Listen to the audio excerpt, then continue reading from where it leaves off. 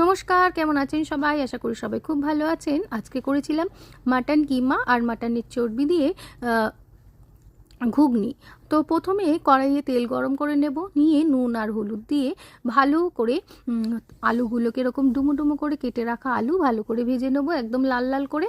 তারপরে একে একে সমস্ত আলুগুলোকে আমি আর একটা পাত্রে তুলে রাখছি।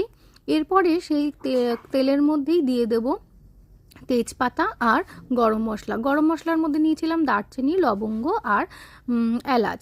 তো দিয়ে এটা ফোড়ন দিয়ে একটুখানি ভেজে নিয়ে দিয়ে দেবো কুচনো পেঁয়াজ।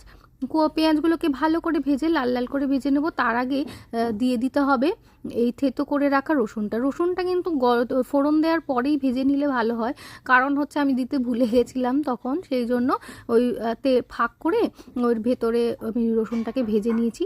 ভালো করে ভাজা হয়ে গেলে রসুনটার কাঁচা গন্ধ বেরিয়ে গেলে দিয়ে দেব মশলা। বেটে রাখা মশলার মধ্যে ছিল শুধু আদা আর কাঁচা লঙ্কা। এরপরে ওটাকে একটু নাড়াচাড়া করে জলটা শুকিয়ে নেব, নিয়ে একে একে দিয়ে দেবো গুঁড়ো মশলাগুলো।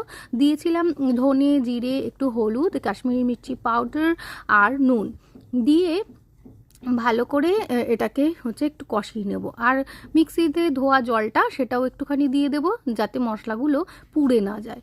এরপর এটাকে ভালো করে সুন্দর করে কষিয়ে নেব ঢেকে ঢেকে। কষানো মোটামুটি হয়ে গেলে দিয়ে দেব কিমাটা দিয়েও ভালো করে এবারে কিন্তু এটাকে কষাতে হবে।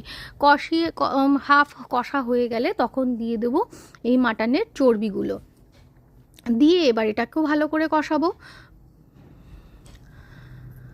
এটা কিন্তু খেতে খুব সুন্দর হয়েছিল। একটু সময় নিয়ে ধীরে ধীরে করে কষাতে হবে। দেখুন কষানো হয়ে গেছে, তেল ছেড়ে দিয়েছে। দিয়ে দেবো এবার ভেজে রাখা আলুটা, দিয়ে আলুটা ভালো করে মিশিয়ে নেব। নেওয়ার পর এই যে সেদ্ধ করে রাখা মটর এটা দিয়ে দেব, দিয়ে এবার এটাকেও ভালো করে নাড়াচাড়া করে মিশিয়ে নেব। নিয়ে এবারে যতটা আপনাদের পরিমাণ ঝোল দরকার সেই পরিমাণ অনুযায়ী জল দিয়ে দেব।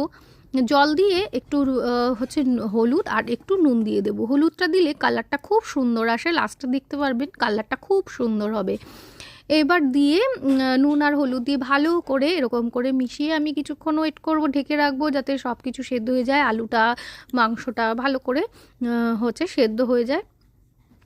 এরপর এভাবে ঢেকে দেব। এবার ঢেকে দিয়ে কিছুক্ষণ ওয়েট করব।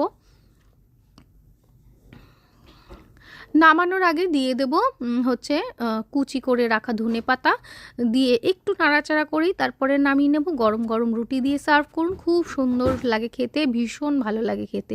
তো কেমন লাগলো আমার ভিডিও অবশ্যই জানাবেন। সবাই ভালো থাকবেন, সুস্থ থাকবেন, আর অবশ্যই আমার পাশে থাকবেন সবাই।